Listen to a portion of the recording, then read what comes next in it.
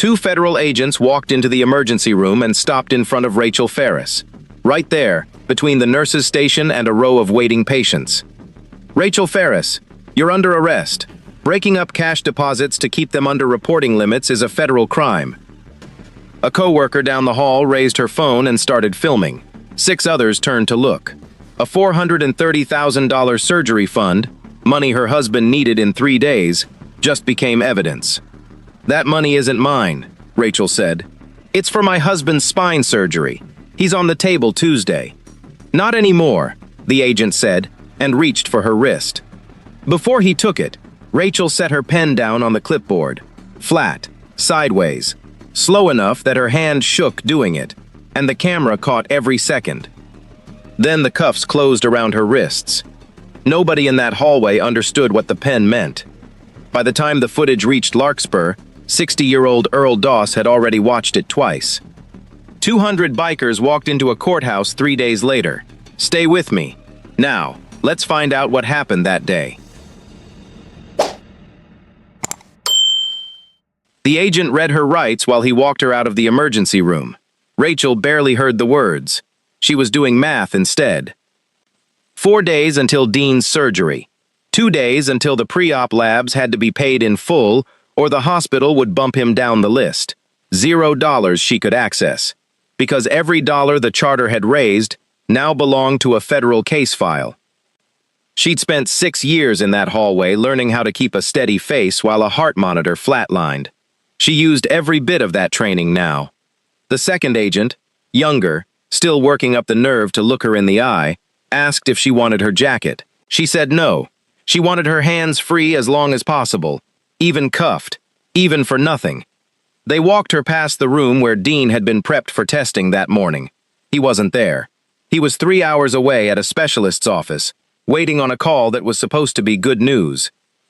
She thought about that call.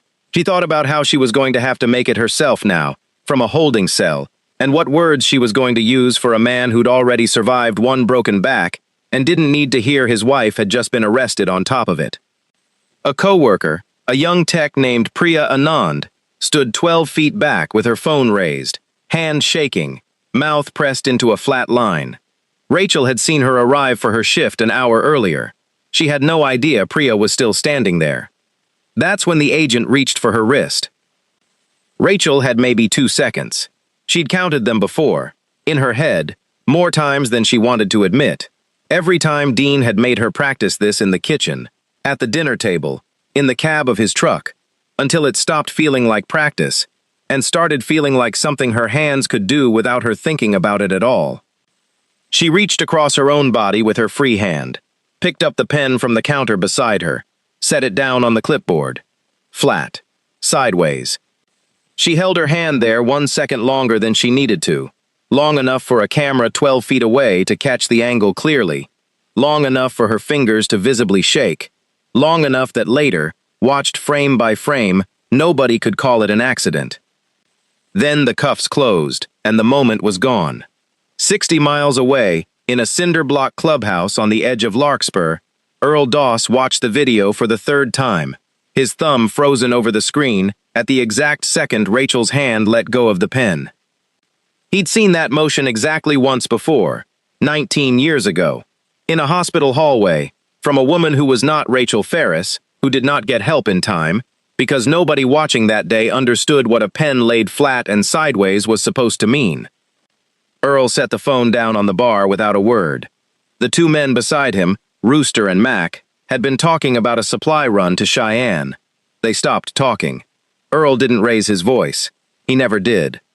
"Get me Dean's number," he said, "and get me every charter within 400 miles on a call in 20 minutes. Rooster reached for his own phone. "What'd you see?" Mac asked. Earl didn't answer right away. He was still looking at the frozen image, a woman's hand, a pen laid down flat, a motion so small most of America would have scrolled past it without a second glance. "Someone taught her that," Earl finally said. "I taught Dean that. Dean must have taught her." He didn't explain further.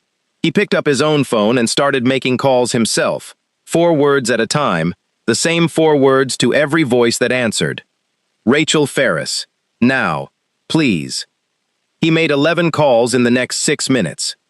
300 miles away, at the district courthouse, an assistant to District Attorney Neil Foss was already drafting a press release.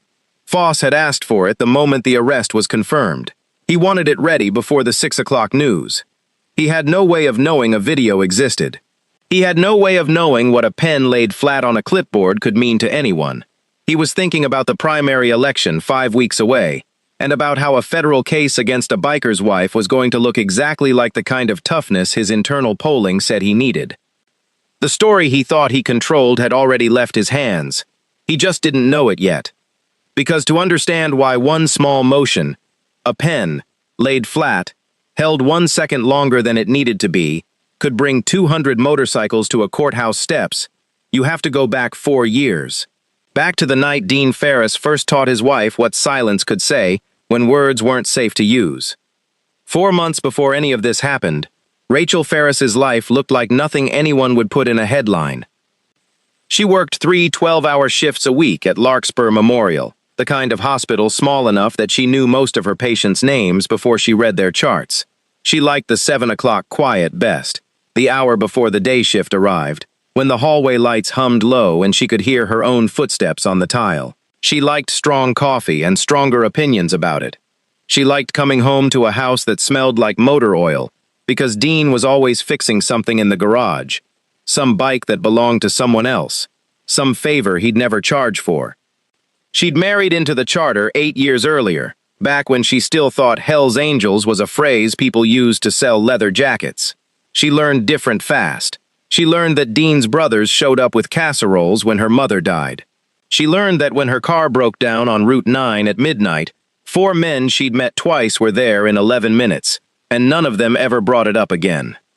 She had a business degree she'd never used, earned before nursing school, back when she thought she wanted numbers instead of people. 2 years ago, when the charter's treasurer retired, and nobody else wanted the job, she'd raised her hand almost as a joke. "I did know how to balance a ledger once," she'd said. That was how she became the keeper of the fund. The poker run itself was the best day of her year, better than her own birthday. 200 bikes lined up outside the clubhouse at 7 in the morning, engines idling in a long, ragged chorus, while Dean walked the row checking oil levels out of habit rather than need.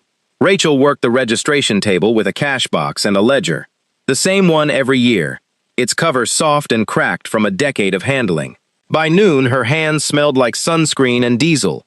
By evening, when the last rider rolled back in and the barbecue smoke thinned out over the parking lot, she'd count the day's total twice, write it down in her careful nurse's handwriting, and feel something close to pride. Not because of the number, because of what the number would become: a mortgage payment for the Kowalski family, an oxygen concentrator for old Frank Merrick, a surgery that hadn't had a name yet but would, eventually, have Dean's. It wasn't complicated. In the beginning, the charter ran an annual poker run every spring, plus a barbecue fundraiser every fall, and whatever came in went toward whichever member needed it most that year. A funeral, a mortgage payment after a layoff, once a wheelchair ramp for a retired member's porch. Cash mostly. Bikers dealt in cash the way small towns always had, long before anyone thought to make that suspicious. Rachel took the cash to the bank near her house, the one with the drive-through window, and the teller who always asked about Dean's back. She never deposited more than she thought was reasonable at once. Nobody had ever told her there was a number attached to that word, reasonable, and a law built entirely around it. Nobody, that is, until Vernon Petty noticed. Vernon Petty was an assistant branch manager at First Frontier Bank, 31 years old. 6 months into a promotion he was terrified of losing.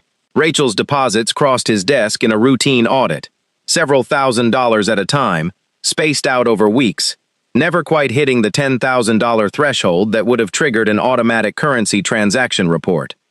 To Vernon, the pattern looked exactly like something his compliance training had taught him to flag.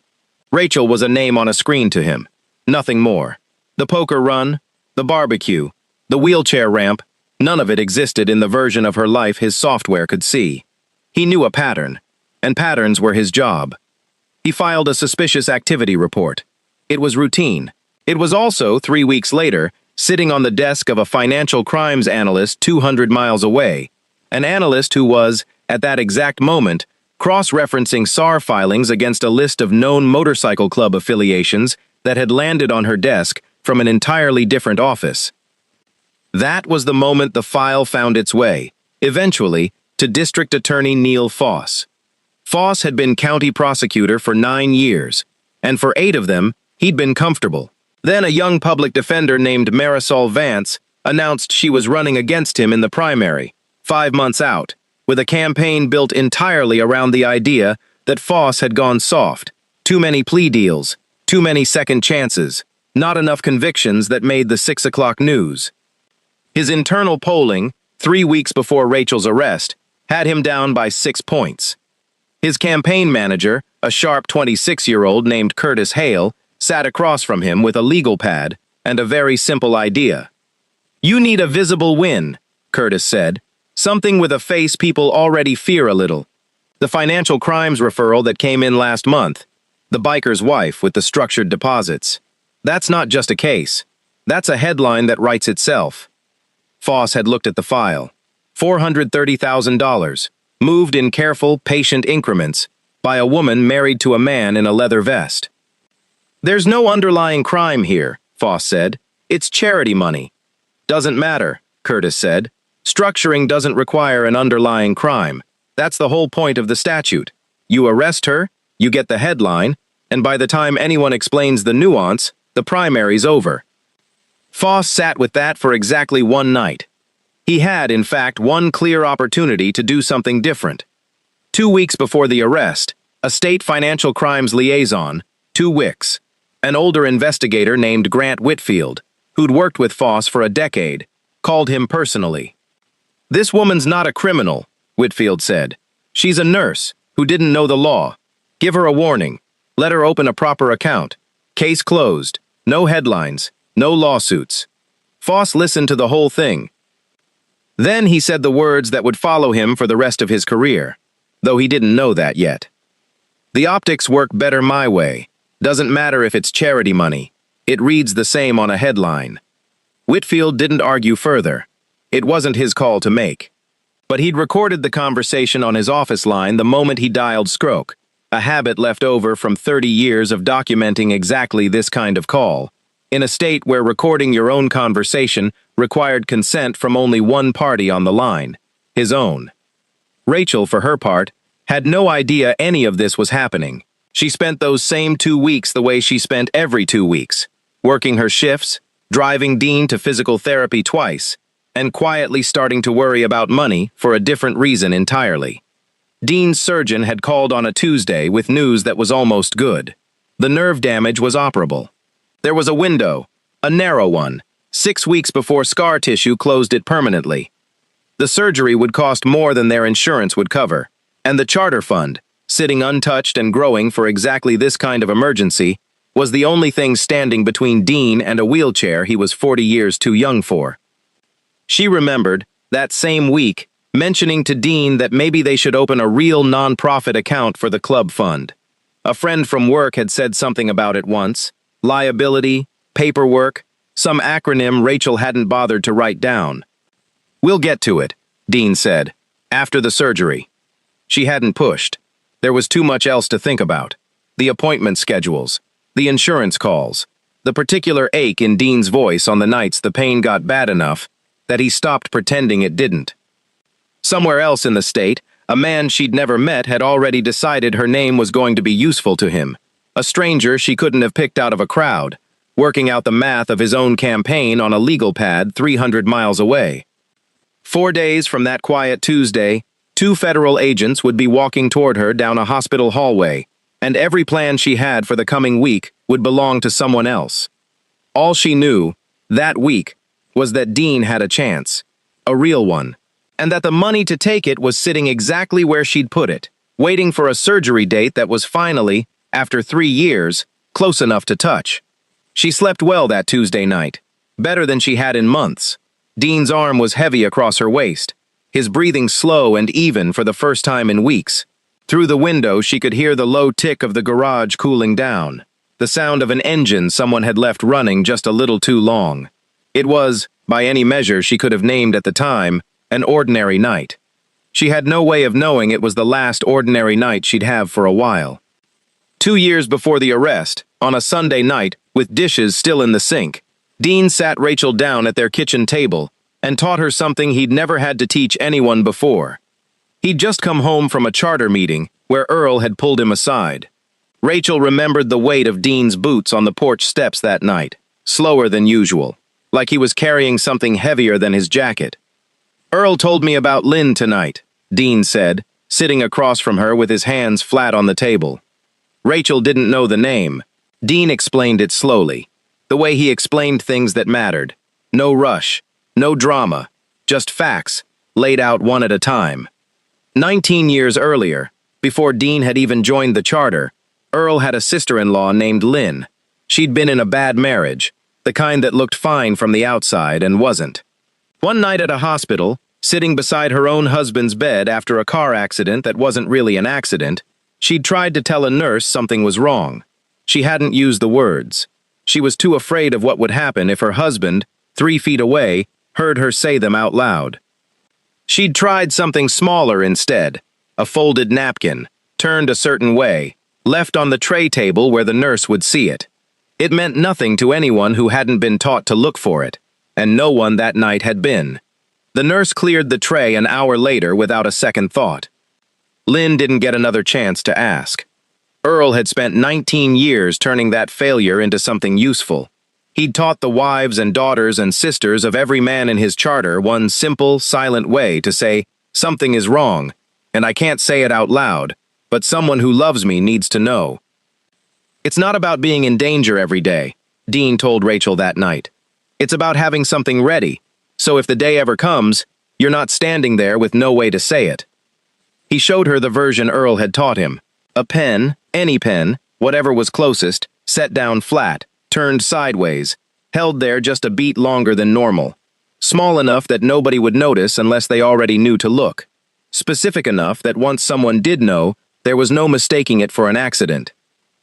Rachel had watched him demonstrate it on their own kitchen table, using the pen from the junk drawer, his big hands moving with a gentleness that surprised her every time, even after 5 years of marriage. "I don't think I'll ever need this," she'd said. It wasn't dismissive. It was just true, or true enough, sitting in her own kitchen on a Sunday, with the dishes still undone, and nothing in her life that felt dangerous at all. "Probably not," Dean agreed. "That's the whole point. You carry it and you never need it. That's the good version of this." She'd nodded, practiced it twice more because he asked her to, and then they'd done the dishes together and gone to bed. She thought about it maybe 4 times in the 2 years after that, mostly late at night, mostly when Dean told her some story from before they'd met, some old close call from his younger, wilder years. She never once imagined the room where she'd finally use it would be her own hospital, in her own scrubs, with federal agents standing on either side of her. She figured she would carry it for years, maybe her whole marriage, and never once need it. She carried that thought all the way to the Tuesday 2 federal agents walked toward her down a hospital hallway. Rachel spent her first night in the county jail on a thin mattress, listening to a woman 3 cells down cry in her sleep, doing the only math that mattered to her anymore. 3 days until Dean's surgery. Her bail hearing wasn't until morning. Even if a judge set bail today, the charter fund, the only money either of them had for a surgeon's deposit, was still frozen, still evidence, still sitting in a government account with her name attached to it like a warning label. At 6 the next morning, District Attorney Neil Foss stood behind a podium with the county seal bolted to the front of it and did the thing Curtis Hale had told him to do 5 days earlier. "This office does not look the other way because someone wears a badge, a robe, or a leather vest," Foss said. "The law applies to everyone. Today, it applied to Rachel Ferris." A reporter in the back asked whether the office had any comment on reports that Ferris's husband was scheduled for surgery the same week. Foss almost smiled. "Federal law doesn't pause for anyone's calendar, mine included." Grant Whitfield watched the press conference from his office 2 floors up, phone in hand, Foss's direct line already dialed. "You're setting her hearing for Friday morning," Whitfield said, when Foss finally picked up. "That's the same day as her husband's surgery. You understand that." I didn't set her husband's surgery date, Foss said.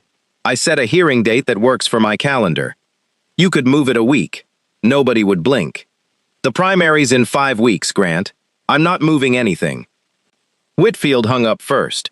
It was the last conversation the two men would have as friends. Rachel heard about the hearing date from her court-appointed lawyer, a tired, decent man named Oscar Reyes, who'd taken maybe 4 federal cases in his career, and none of them like this one. He delivered the news standing at the bars of her cell, apologetic in a way that told her he already knew it wouldn't help. Friday, Reyes said, 9 in the morning. Rachel did the math one more time, out loud this time, because saying it made it feel more real than thinking it. Dean's surgery is Friday, 10:30. Reyes stayed quiet for a moment. Some things simply didn't have a legal answer. She got one visitation before the hearing, 20 minutes, glass between them, a phone handset that smelled like every other hand that had held it that week. Dean sat down on the other side looking like a man who'd aged 5 years in 3 days, his back brace visible under his shirt, his hands shaking slightly around the receiver. They froze the account, he said. I know. Reyes told me. I'm sorry, Rachel said. I thought a few $1,000s at a time was just being careful. I had no idea the law worked the way it does. I know you didn't. There was a deputy standing 4 feet behind Dean, close enough to hear everything, and Rachel understood, watching Dean's eyes flick toward him and back, that there were things neither of them could say out loud in that room. So she said something else instead. She set the phone receiver down against the counter for a second, flat, sideways, held there a beat too long, then picked it back up like nothing had happened. Dean's jaw tightened. His eyes went glassy for exactly 1 second. Then he nodded, once, small enough that the deputy behind him never noticed it at all. I love you, he said. Whatever happens Friday, I love you. I love you too. The visit ended. Neither of them had said one true sentence about what was actually going to happen next, and both of them understood exactly what the other one meant. 60 miles away, in the same cinder block clubhouse where he'd watched that first video 3 days earlier, Earl Doss had not slept more than 4 hours a night since the arrest. He'd made 11 calls the first day. By the third day, he had confirmed replies from charters in 4 states, men who remembered Dean pulling them out of a ditch, or a house fire, or a bad marriage they didn't talk about anymore, or a debt they'd never been asked to repay. Rooster had spent 2 days building a list, cross-referencing every favor, every rescue, every quiet act of decency Dean Ferris had ever performed in 18 years of riding, until the list ran to 61 names. Whitfield, on the 4th day, made a call he would later describe to investigators as the hardest of his career. He called Oscar Reyes and told him, off the record, that he still had the original recording, the one he'd made of his own warning call to Foss 2 weeks before the arrest. Reyes wrote it down. Then he made one more call of his own, not to Foss, not to a judge, but to a number Rachel had given him on a scrap of paper the day before. Earl Doss picked up on the first ring. I have something you're going to want to bring to that hearing, Reyes said. A recording. Whitfield had it running during his warning call to Foss 2 weeks before the arrest. Foss on tape, admitting there was no underlying crime, admitting the optics mattered more. Earl didn't ask how a man he'd never met had gotten his number. There were only so many ways that could have happened, and every one of them told him the story was already bigger than a single county courthouse. Send it, Earl said, and be there Friday, 9 sharp. Thursday night, 61 men and their families started riding toward Larkspur from 4 different states, engines running through the dark on highways most of them could navigate blind. Rooster organized the convoy points, marking fuel stops on a paper map spread across the clubhouse bar, because Earl still didn't fully trust anything that lived on a phone screen. Mac handled logistics for the families, 6 children who needed someone to watch them, 3 members too old to ride the whole distance who insisted on coming anyway, a retired school teacher named Dot Halverson, who'd known Dean since he was 19 and packed a thermos of coffee like she was heading to a funeral instead of a courthouse. Earl spent Thursday evening on the phone with a woman he hadn't spoken to in over a decade, Lynn's younger sister, who still lived 2 states away and still, after 19 years, kept a folded napkin in a drawer she never opened. He didn't ask her to come. He only told her what had happened, because she was the only person alive who would understand exactly why it mattered. She used a pen, Earl told her. Same idea. Somebody taught her right. There was a long silence on the line. Good, the woman finally said. Then it wasn't for nothing. Earl didn't sleep at all that night. At 4 in the morning, 61 riders pulled out of Larkspur in a column 2 miles long, engines running through the dark on highways most of them could navigate blind. Earl rode at the front of all of it, saying almost nothing the entire way, his mind on a video 4 days old, and a woman he barely knew, who'd learned a lesson from his own worst mistake, well enough to use it exactly right. Friday morning arrived cold and clear over the county courthouse, the kind of Wyoming sky that made everything underneath it look small. Neil Foss arrived at 8:40, confident, rehearsed, a folder of talking points under one arm. He'd told Curtis the case would take 20 minutes. He'd told his wife he'd be home in time for lunch. He did not yet know what was already 3 blocks away, idling at a red light, waiting for it to change.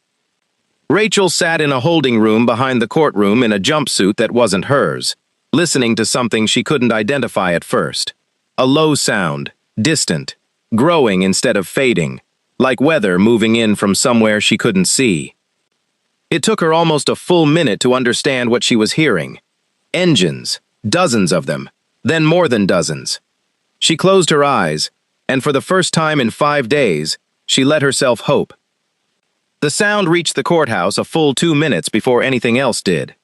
It came in low at first, a vibration more than a noise, the kind that rattled a coffee cup sitting on the bailiff's desk before anyone understood why. Then it climbed, engine after engine after engine, layered on top of each other until the individual sounds disappeared into something singular and enormous, rolling down Main Street like weather, with a decision behind it. Then came the light. 200 motorcycles turned off Route 9 in a column that stretched 4 blocks, morning sun breaking across chrome and glass in a moving wall of reflected fire. Word had spread past the 61 names on Rooster's list within a single day. 3 more charters from as far as Colorado had heard, and simply come, uninvited, unasked, because that was how it worked, when a story like Rachel's traveled through people who understood exactly what it meant. Then, one by one, the engines went quiet. 200 motorcycles came to rest in perfect, silent rows along both sides of the street, close enough to the courthouse steps that nobody walking out those doors could pretend not to see them. A local news van, already parked outside for an unrelated story, swung its camera around within 90 seconds. A young reporter named Casey Blum, still holding a coffee she hadn't finished, walked toward the nearest rider and asked what they were doing there. Waiting, the rider said. His name stayed his own business. Waiting for what? For a judge to do her job. Casey Bloom went live 4 minutes later, standing in front of 200 motorcycles and a silence she couldn't fully explain, to a station 3 counties away, though the pictures did most of that work for her. Neil Foss felt it before he understood it. He was standing at the prosecution table inside, reviewing his notes one final time, when the floor beneath his shoes began to hum. He assumed for one full second that it was a passing truck. It was not a passing truck. By the time he reached the window, the column was already parked, already still, already silent in a way that felt somehow louder than the engines had been. 200 people in leather vests stood beside their bikes without moving, without chanting, without a single raised fist, just standing, patient, exactly the way a man waits when he already knows how something is going to end. Rachel, 60 feet away in the holding room, felt the vibration travel up through the concrete floor and into the soles of her shoes before the sound of it ever reached her ears. Her whole chest went tight, in a way that had nothing to do with fear. "That's them," she said out loud, to no one, because Reyes had already stepped out to check on the courtroom. She pressed her palm flat against the cinder block wall, the way she'd once pressed a pen flat against a clipboard, and for the first time in 5 days, she let herself cry. Inside the courtroom, Judge Miriam Castellano called the hearing to order at 9 sharp, apparently unbothered by the crowd now filling every seat in the gallery and spilling 3 deep into the hallway behind the doors. Earl Doss sat in the front row, Dot Halverson beside him with her thermos still unopened. 60 other faces filling the benches behind them in rows that went utterly silent the moment the judge's gavel came down. Foss stood and began exactly the way Curtis Hale had scripted it 3 days earlier. Calm, procedural, a man simply doing his job. He walked the court through the currency transaction thresholds, the pattern of deposits, the technical definition of structuring under federal code. He used the word deliberate 4 times in 6 minutes. He gestured twice toward the gallery. Careful, practiced. The gesture of a man performing confidence for cameras he assumed were still outside. He had rehearsed this part in the mirror that morning. It showed. He'd told his wife over breakfast that this would be the easiest 20 minutes of his week. A clean case, a cooperative judge, a defendant with a public defender who'd never once beaten him in 9 years. He had, in fact, been looking forward to it, in the specific way ambitious men look forward to things they've already decided are formalities. Oscar Reyes stood when his turn came, opened a single folder, and asked the judge for permission to enter one piece of evidence. A recorded phone call, Your Honor, between investigator Grant Whitfield and District Attorney Foss, recorded 2 weeks ago, when Mr. Foss was first warned this prosecution had no underlying crime behind it. Foss's expression didn't change at first. He genuinely had no idea the call was recorded. He was about to learn that in front of 200 witnesses and a news camera now pressed against the courtroom's back window. Somewhere in the gallery, a phone buzzed against a wooden bench. Nobody reached for it. Every eye in the room stayed fixed on the folder in Reyes's hand. Objection, Foss said. Relevance. I'll allow it, Castellano said, without looking up. Given the timing of the hearing date in question, I find it highly relevant. The recording played through the courtroom's speaker system, tinny and clear. This woman's not a criminal. She's a nurse who didn't know the law. Give her a warning. Let her open a proper account. Case closed, no headlines, no lawsuits. The optics work better my way. Doesn't matter if it's charity money. It reads the same on a headline. The gallery stayed silent through all 22 seconds of it. Nobody gasped. The silence itself did the work no gasp could have done. Foss stood up before the judge could rule on anything.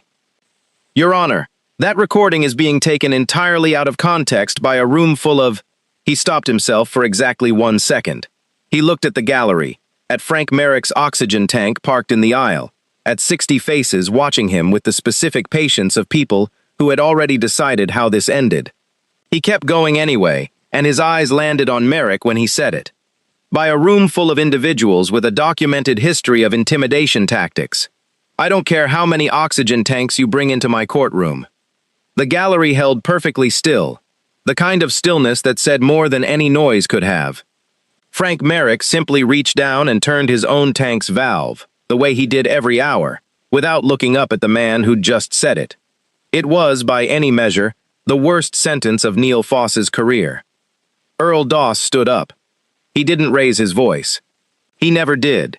He simply stood, and the room went still around him the way rooms went still around men who had never once needed to prove they belonged in charge of one.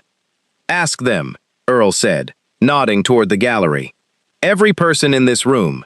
Ask what Dean Ferris did for them. Castellano, unorthodox but not foolish, allowed it. Frank Merrick stood first, 71 years old, an oxygen tank rolling on wheels beside him. Dean drove 4 hours in a snowstorm 3 years ago to bring me a concentrator when mine failed, middle of the night. Never sent a bill. Dot Halverson stood next, her voice steadier than her hands. I taught that boy in the 9th grade. He spent every year since paying back a town that barely remembers what it gave him. A third man stood, younger, missing 2 fingers on his left hand, and simply said, House fire. 2 winters ago, he carried my daughter out. That's all I've got to say. A fourth voice came from the back of the gallery, a woman nobody had introduced. He drove my mother to dialysis every Tuesday for a year after my father passed. I don't even ride. I just knew where to find him when I needed him. Every word of it came unrehearsed, straight from memory, offered freely. Foss looked at the recording transcript in front of him, then at the 60-some faces still standing in the gallery, then at the news camera visible through the back window, Then at the 200 more people he knew were standing silently in the cold outside. Something in his expression finally shifted.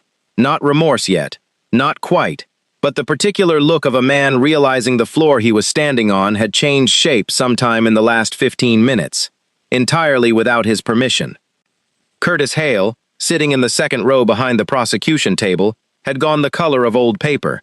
He'd built an entire campaign strategy around the assumption that nobody outside a courtroom ever really watched what happened inside one. He was watching, in real time, exactly how wrong that assumption had been. Foss tried once more anyway, because men like Foss always tried once more. "This is a courtroom," he said, "not a rally." "You're right," Earl said. "It's a courtroom. That's exactly why we're being quiet." The gallery stayed silent. It didn't need anything more than that. The quiet after Earl's sentence carried its own verdict, and everyone in that room, Foss included, understood it the same way. Judge Castellano set down her pen. "Given the content of this recording," she said, "and the clear indication that the timing of this prosecution was influenced by considerations entirely unrelated to the merits of the case, I am dismissing the structuring charge against Rachel Ferris with prejudice.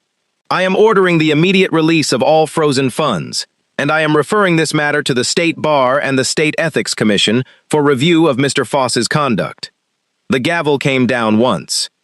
Somewhere behind the courtroom doors, 60 feet away, a deputy unlocked the holding room and told Rachel Ferris she was free to go, and that the charter fund, $430,000, had already been released, wired, and confirmed by the hospital's billing office 9 minutes earlier. Foss came through that same hallway moments later, moving fast, avoiding the cameras still waiting outside. He passed within 3 feet of Rachel. He didn't look at her. She made him. "You knew," Rachel said. "Quiet, not a question. 2 weeks before you arrested me, you already knew there was nothing here." Foss said nothing. He kept walking. "My husband's on a table right now," Rachel said to his back, "because of a headline you wanted." He didn't turn around. That, more than anything said inside that courtroom, told her everything she needed to know about the kind of man he was. It was 10:11 in the morning. Dean's surgery was scheduled for 10:30. Rachel didn't walk out of that courthouse. She ran, past Reyes, past a deputy who made no move to stop her, out through the front doors and into a wall of sound she felt before she saw 200 engines starting at once, not as an order, not as a signal, but simply because 200 people had somewhere else to be now, and that somewhere was a hospital 19 minutes away. Earl caught up to her on the courthouse steps, car keys already in his hand, Rooster and Mac falling in on either side of him without being asked. "I'll drive," Earl said. 19 minutes, if the lights cooperate." "Make it less," Rachel said. They made it in 17, Earl's truck sandwiched between 2 columns of motorcycles that cleared every intersection between the courthouse and Larkspur Memorial like a single organism moving with one intention. Rachel spent the whole ride with both hands pressed flat against the dashboard. The same gesture, she realized somewhere around the 9th minute, that she'd once used with a pen and a clipboard. Flat, deliberate, holding something steady, because there was nothing else her hands knew how to do with all that fear. Dean was already on the pre-op table, gown on. IV started, 4 minutes from being wheeled back, when a nurse he half recognized leaned into the room to tell him his wife had just arrived downstairs, with what looked like half the county's motorcycle population behind her. He laughed for the first time in 5 days. It hurt his back to do it. He did it anyway. Dean Ferris's surgery took 4 hours and 11 minutes. Rachel spent every one of them in a waiting room that smelled like burnt coffee, flanked on one side by Earl Doss, who read the same page of a newspaper for the better part of an hour without turning it, and on the other by Dot Halverson, who had finally opened her thermos. Outside, in the parking lot, 190-some motorcycles sat parked in orderly rows, engines off, most of their riders leaning against them in small groups, talking quietly or not talking at all. They stayed because staying felt right, and nobody among them saw a reason to explain it further. The surgeon came out at 2:11 in the afternoon, still in scrubs, and said the words Rachel had been rehearsing in her head for 5 days without letting herself believe them. It went about as well as it could have gone. Rachel didn't hear anything after that for a full 10 seconds. Earl put a hand on her shoulder, steady, brief, and said nothing at all, because there wasn't anything left to say that the last week hadn't already said better. By 4 that afternoon, the parking lot had emptied out one engine at a time, the same way it had filled, quietly, without announcement, men and women climbing back onto their bikes and riding home to lives that had never stopped needing them while they were busy needing something else entirely. Rooster left a case of motor oil on the Ferris's porch that evening, along with a card signed by more names than Rachel could count, and didn't stay long enough to be thanked for it. Earl was the last to leave. He found Rachel in the recovery room hallway a little after 6, sitting on a bench outside Dean's door, still in the same clothes she'd worn since her arrest 4 days earlier. "He's asking for you," Earl said. "Go on in." "Earl." He stopped, half-turned. "Thank you," Rachel said. "I don't know how to say it bigger than that, but—" "You already said it," Earl said. 19 years ago, a woman I loved lost her chance at exactly this. Today, you closed something I'd carried a long time, thinking it would stay open forever." He didn't wait for a response. He nodded once, the way he always did, and walked out through the hospital's sliding doors into the evening without looking back, climbing onto his bike alone and riding the 60 miles home to Larkspur in the dark. 300 miles away, that same evening, District Attorney Neil Foss sat in his home office with the television muted and his phone lighting up with messages he had no intention of answering. Casey Blum's footage had reached 4 million views by dinner time. The recording, Whitfield's recording, had been picked up by 2 national outlets before noon. Curtis Hale called at 7. Foss let it go to voicemail. Curtis called again at 7:03. Foss finally answered. "We need a statement," Curtis said. "Tonight, before the morning show's run with it unanswered." "Say what, exactly?" "Say it was taken out of context. Say, there is no context that makes it better, Curtis." There was a long pause on the line. "I'm not doing the statement," Foss said. "I'm done tonight." Curtis Hale resigned from the campaign the following morning and took a communications job with a non-profit in Cheyenne 2 weeks later, a fact that made the local paper on page 6, well below the story it was quietly running from.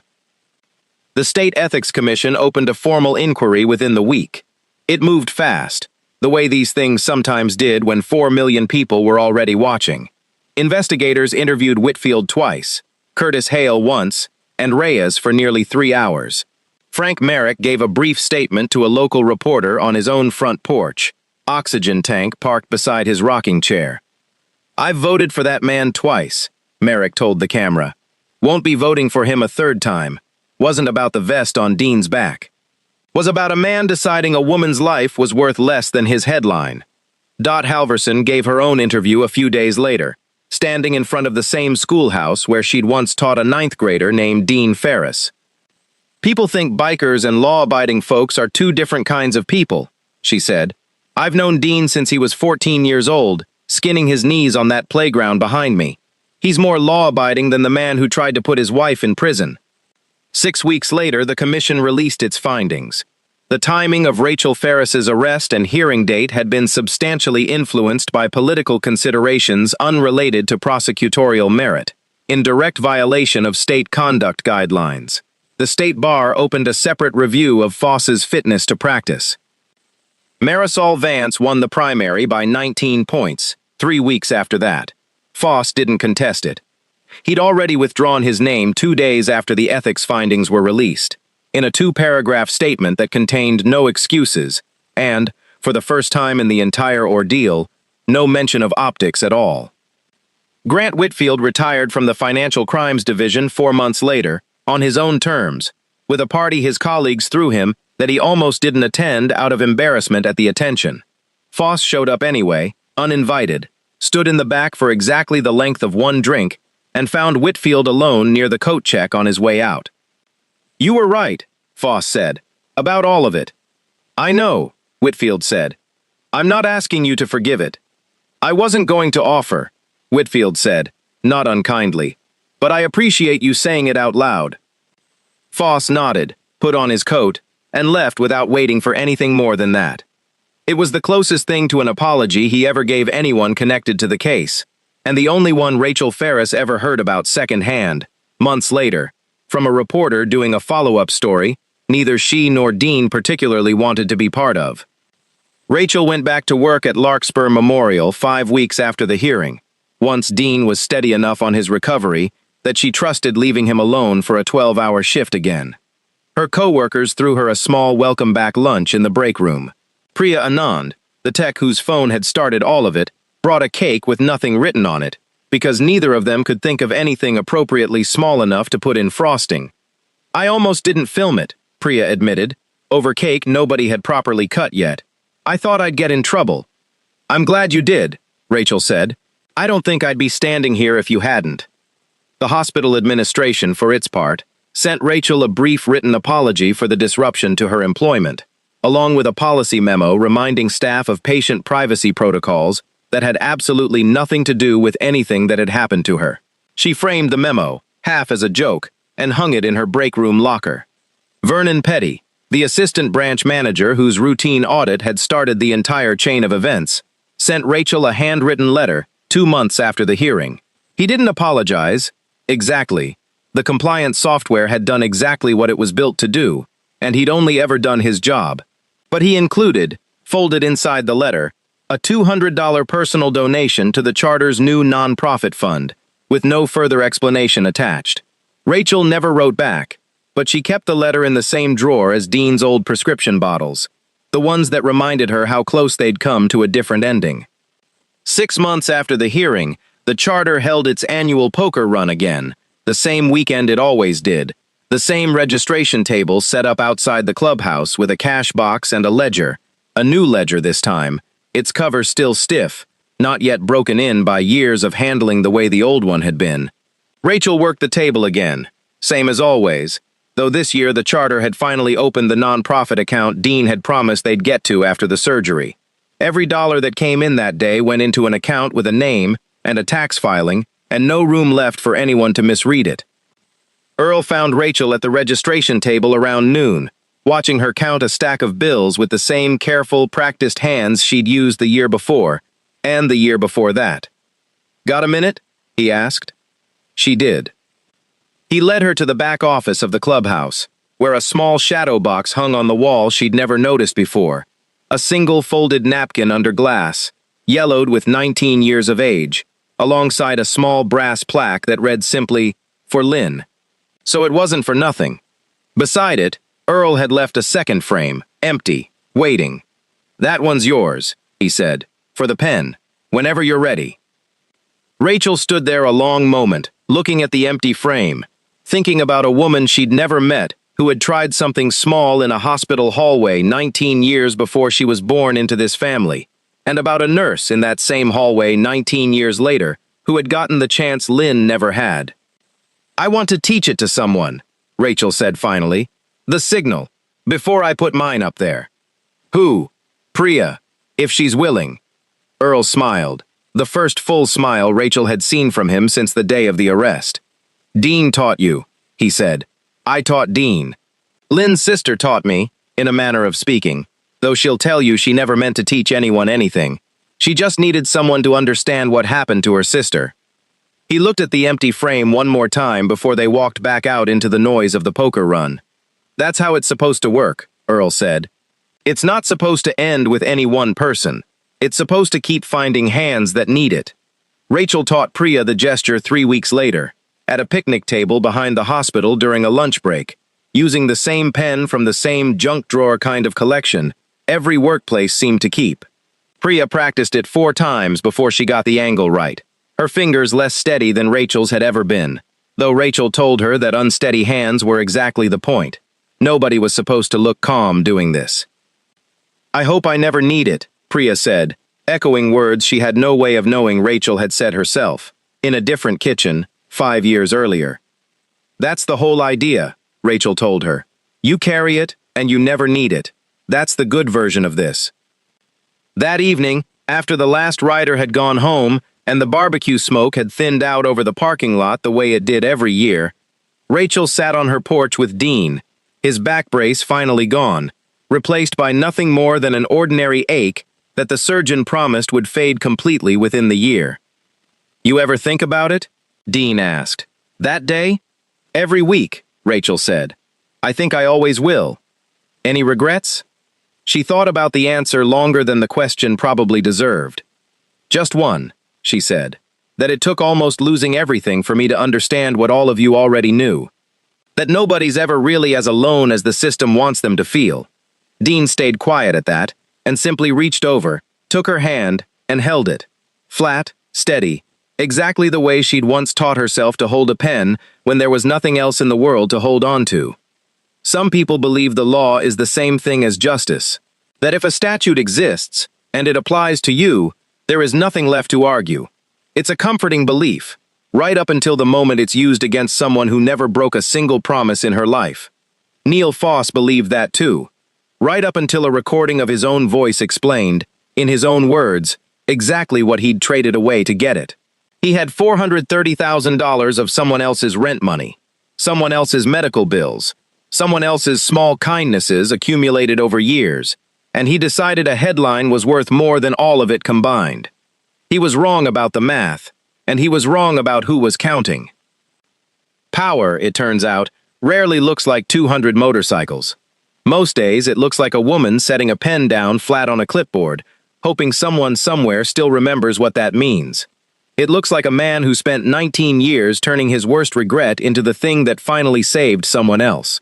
It looks like 61 strangers who never once asked what was in it for them, and 139 more who came anyway, because that's simply what you do when someone you'd trust with your life gets a phone call at midnight. Rachel Ferris broke no laws that mattered. She loved a man enough to keep his motorcycle club's money safe the only way she knew how, and a system built to catch something else entirely almost cost her everything because of it. Dean Ferris rides again now, slower than before, his back held together with hardware and time, but upright. Rachel still works the registration table every spring, still counts every dollar twice, still keeps a pen in her scrub pocket that she hopes, every single day, she never has to use again. That's the whole lesson, if there is one. Bikers aren't always heroes. Systems aren't always broken. Most days, the truth sits somewhere quieter than either of those ideas, in the space between a person who needs help and a person willing to notice. Just this. Somewhere, right now, someone is being taught a quiet way to ask for help, and somewhere else, someone who loves them is learning to watch for it. That's not nothing. That might be everything. Thank you for riding this one out with Heart Tales. If this story reached something in you, drop a comment below. We read every single one. Tell us, is there a signal in your own life, something quiet between you and someone you love, that would mean come now if you ever needed it? If you're not subscribed yet, join the Heart Tales family. New stories every week, and they only get heavier and better from here. 2 more stories are waiting for you on the end screen right now. Pick one. We'll see you there.